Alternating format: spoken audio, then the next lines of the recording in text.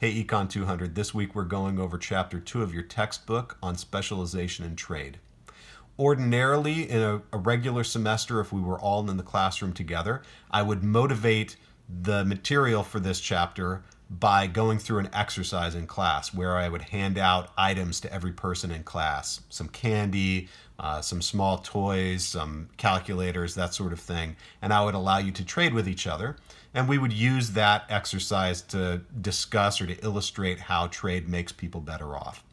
We can't really do that feasibly under quarantine, and so we're going to do the next best thing. All right, I'm going to give you a simple example of trade using two Lego figures who we're going to call Alice and Bob, and they're going to have two items that they can trade with each other. One of those items is a sword, the other is a helmet. And when we start off, we're not going to say who owns which of these to begin with. I want to start by talking about their preference orderings. Now, preference ordering is just a fancy way of referring to what would your most preferred outcome be in terms of ownership of these items.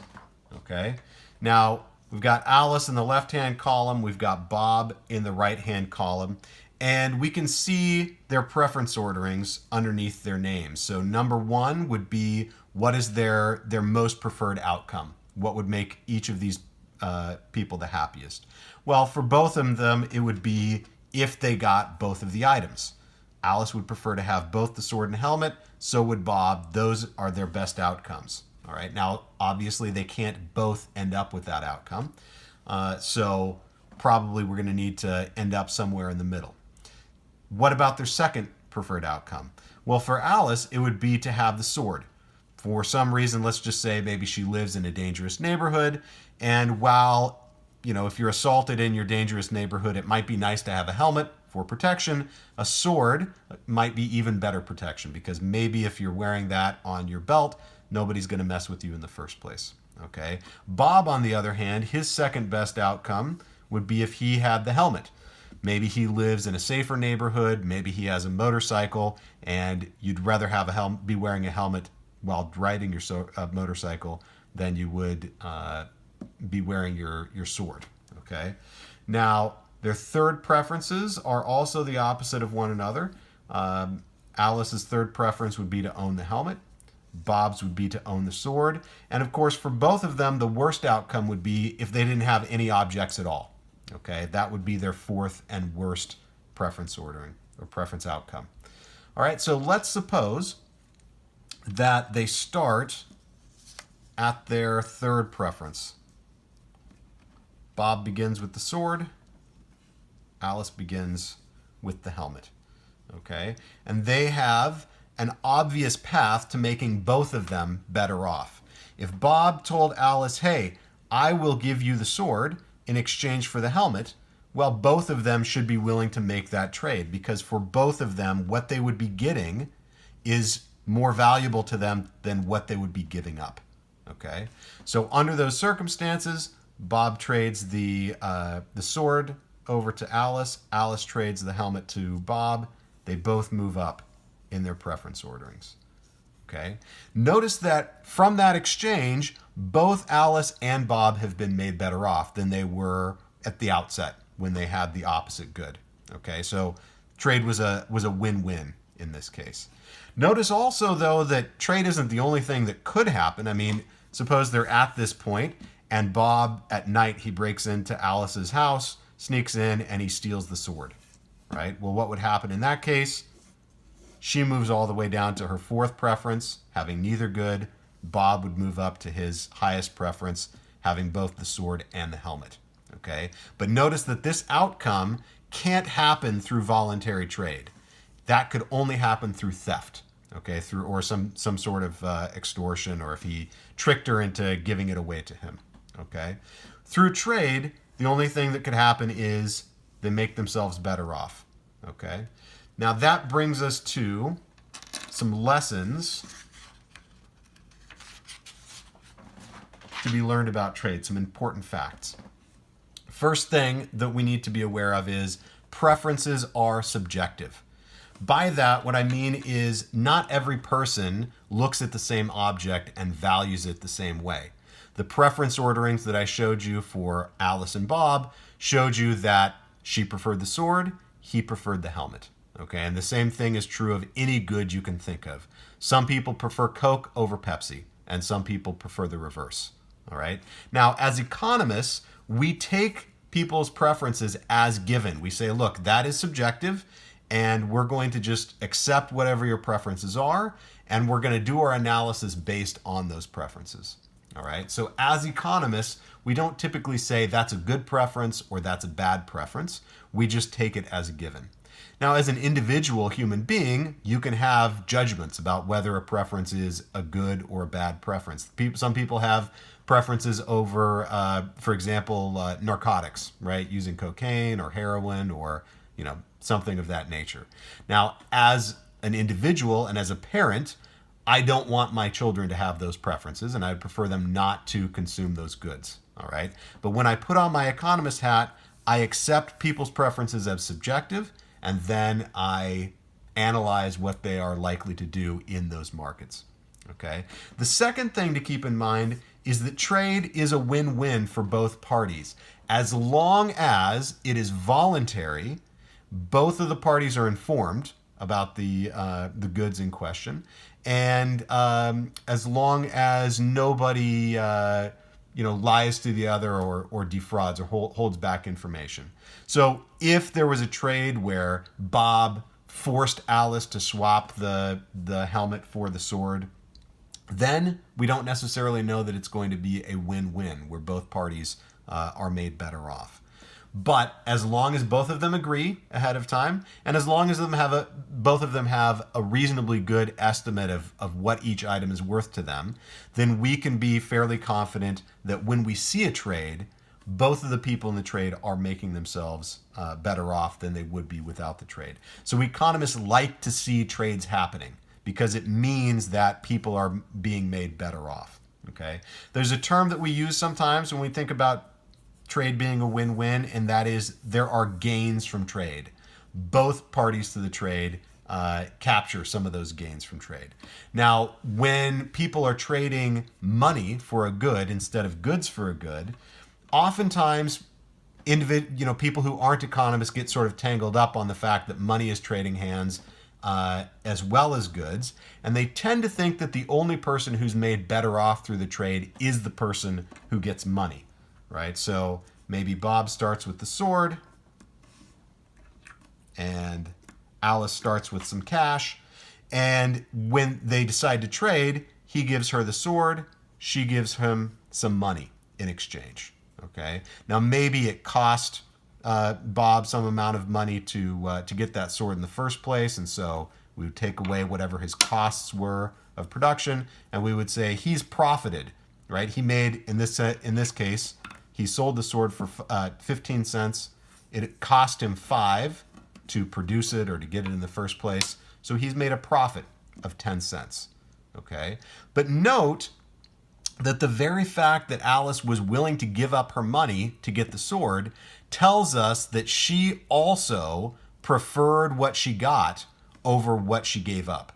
This sword must have been worth at least 15 cents to her, or she would not have made the trade in the first place, okay? Now, we don't have a balance statement for Alice, some kind of profit and loss statement that we can look at to see the amount by which she has been made better off. Whereas with Bob, we can see that. He had costs of 5 cents, he's got profits of 10 cents. It's obvious to everybody that he made a profit, okay? But while Alice's profit, or what we later will come to define as consumer surplus, even though that's not written down anywhere and you can't look it up on a balance sheet, it still exists. And we know that it exists because she made the trade voluntarily, okay? The gains from trade that Bob gets is his profit as the seller. It's the money that he made on top of his costs. The gains from trade that Alice got is the difference between the highest price she would have been willing to pay to get this sword and the price that she actually paid to get the sword. But we're going to go into that in more detail in a later lecture, so I don't want to get bogged down by by divvying up the gains from trade too finely in this lecture. So that's the second important fact about trade. Third is that trade moves resources to their most highly valued use. Okay, you start out with a bunch of people and they all have an initial allocation of goods. If it's the case that every time they trade with each other, they're making themselves better off, that process can continue until everybody has the item that they value the most. Okay, once you've reached a point where there are no trades occurring anymore, you can be reasonably confident that everybody has made all of the profitable trades that they can, and we've moved those resources to the highest valued use that they could be moved to. Okay. Now, of course, after people have traded, you could have one person stealing an item from another person and vice versa. But we have no guarantee that that's making people better off. In fact, we know that it's making one of those parties worse off. And so, theft does not tend to move resources to their most highly valued use. But trade does. Voluntary trade does. The last thing to know about trade, the last thing that's really important about it, is trade allows people to specialize in production. Okay. Now, these first three facts about trade are important. It is important and it is welfare enhancing to people to take the resources that we have and get them into the hands of the people who value them the most. That does make us better off.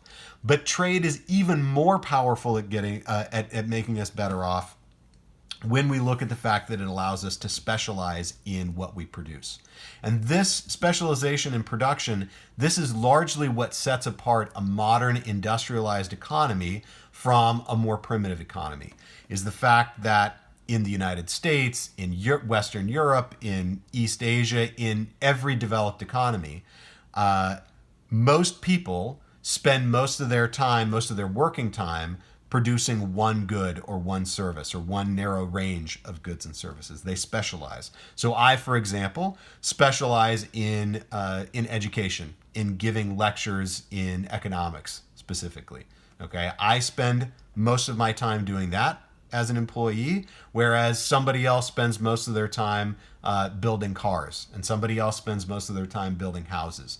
And then once we've specialized in those goods and we've produced quite a bit of them, we trade the surplus with each other, okay, to satisfy our wants and needs. So the last thing I'm going to go over in this video is why is it that trade, specialization, and trade increases our productivity. Specialization allows us to increase our production in a number of different ways. Okay, the first way that it allows us to increase our productive capacity is that it minimizes the costs of switching between tasks. You may have noticed this while studying in the past. If you are studying one subject for a while, like economics, it might take you a while to get into the subject matter and to start learning much about it. Start, memorizing some of the facts and internalizing some of the mental models that are involved. Okay, then once you finish with that and you switch to studying some other subject like literature that's very different, it now might take you a while to get into the mindset for studying literature. So that at the beginning, once you've switched your task, you become less effective at studying when you switch over to literature. And then eventually, though, as you get into the topic, your time becomes more productive at learning that information. Okay. Well, the same thing is true of producing something like a car or producing a house or building a fence. If you had to do all of those things for yourself, you'd spend some of your time mending a fence, and then you'd have to switch your task to, say, building your house or repairing or improving your house, and then switching some of your time to building a car.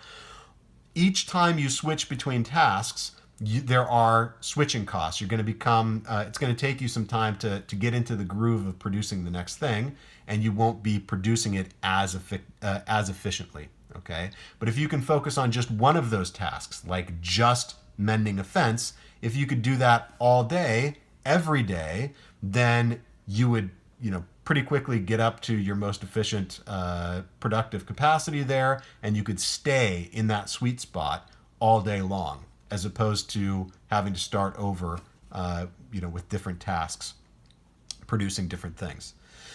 Second of all, specialization increases production by causing us to acquire more knowledge about our specialty. This works a couple of different ways. First of all, you can imagine, let's say there's 10 different things that you could be producing. If you had to produce all 10 of those things, you're not going to be able to focus your attention on any of them for maybe as long as it takes to come up with new effective ways of producing that good. Okay, so just by mere exposure to having you do the same thing over and over again, that same productive task, you're going to stumble upon more effective ways of producing that good. Okay, than if you spread your attention across, say, 10 different tasks, 10 different products that you could produce. Second, though, it causes you to acquire more knowledge about your specialty because it becomes more profitable to do so. Okay, suppose you are producing 10 goods, all for your own consumption. Well, if you get better at one of those, producing one of those goods, yes, you have been able to capture that extra production of that good. But the other 9 tasks you're no better at than you were before. So the improved knowledge has only helped you out in one area. But if you're specializing in just one area and you become 10% more productive in that one area, well, now you're spending all of your time doing it. That productivity is something where it pays off more dividends, because now with that extra 5% output or 10% output, you can trade all of that excess away for more goods and services. Okay, so you have more of an incentive to acquire knowledge about your specialty.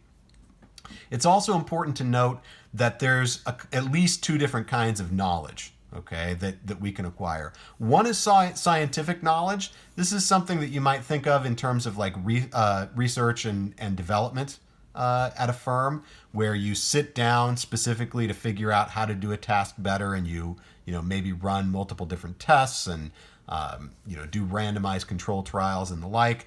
Scientific knowledge is knowledge that is relatively easy to pass on from one brain to another. Okay, it's information that can be written down, information that can be, if I speak it to you, you have it. Your textbook is all full of scientific information. These lectures that I'm posting are all full of scientific information to give you scientific knowledge. Okay, but there's also another kind of knowledge that actually is at least as important, and that is tacit knowledge. Tacit knowledge is knowledge like knowing how to ride a bike, knowing how to drive a car. That's stuff where I could sit down and talk to you all day about what it's like to ride a bike and give you detailed instructions on exactly what you should and shouldn't do. And at the end of it, you'd have a better idea theoretically of how to ride a bike, but you wouldn't actually know how to ride a bike at that point. You'd have kind of a starting point to learn how to ride a bike. The only way you get tacit knowledge, like learning how to ride a bike or drive a car, is by actually doing it. Okay, it's kind of embodied knowledge. Now, eventually, you will acquire that knowledge by through practice, but you would not be able to then pass it on by just telling somebody else about it. Okay, and it turns out that tacit knowledge is going to be a huge part of what makes you a valuable employee, because a lot of the tasks that you do as a worker are not scientific knowledge that can be passed on, but tacit knowledge that you figure out over time. Working on spreadsheets, doing calculations for your work. If you're a salesperson, right, knowing something about the way to hold yourself and the way to talk to convince the other person to purchase that item. A lot of that is going to be tacit knowledge that you can only get through practice. And by specializing in a particular task, you can really build up a lot of tacit knowledge relatively quickly and quite effectively. Third, specialization increases our ability to produce by allowing us to produce on a large scale. Okay, it gives us incentives to do that. If you were, say, farming some land just to feed yourself, well, then you would want to use you'd be operating on a fairly low scale, and it wouldn't make sense for you to invest a whole lot of money in capital for producing, right? So of course you might want something like a plow and a horse if you were tilling your own 50 acres, okay? But it wouldn't make sense for you to spend $1 million on a large combine, because you're never going to be able to pay that back. Okay, but if we have a small slice of society specializing in farming, then that small slice, they won't be tilling the soil of 50 acres. They'll be working on 10,000 acres at a time. And if you're operating at that large scale of production, well, then large capital equipment like combines, like major irrigation systems, now they can actually pay for themselves. Okay, so pushing the task to a smaller slice of society gets us producing on a large scale and allows us to produce in all sorts of different sectors more effectively than we would if we were just producing for our own consumption. Finally, specialization allows us to produce more by getting us to play to our strengths. And by that, I mean not every person is equally talented at every task. Okay, there are some people who are exceptional singers, exceptional actors or actresses, exceptional athletes, exceptional mathematicians, exceptional engineers. Okay, you would not want to live in a world where I was playing basketball instead of LeBron James. Okay, now I don't know if he might be an excellent college professor if you gave him a chance, but I know that I would not be a very good NBA basketball player if you gave me a chance. And one of the nice things about specialization is it tends to push people towards producing that good or service that they are particularly good at. Okay, and so I don't have to build my own house, which I would not be very good at, produce my own car, which I would be horrible at. Instead, I can focus where my talents lie, and I allow other people who are more, mechanically capable to build the other things that I need, and then I can trade with them. Okay, so those are the four major ways that specialization increases our production. The next video in this series is one that I didn't actually produce. It's a TED Talk by a guy named Thomas Thwaites. And it shows you how unproductive a person is when they don't specialize and when they try to do a number of tasks for themselves. I want you to take a look at that just as a nice, humorous and interesting illustration of this lesson. And then after that, the third lecture or the third video in this playlist will be back to the textbook.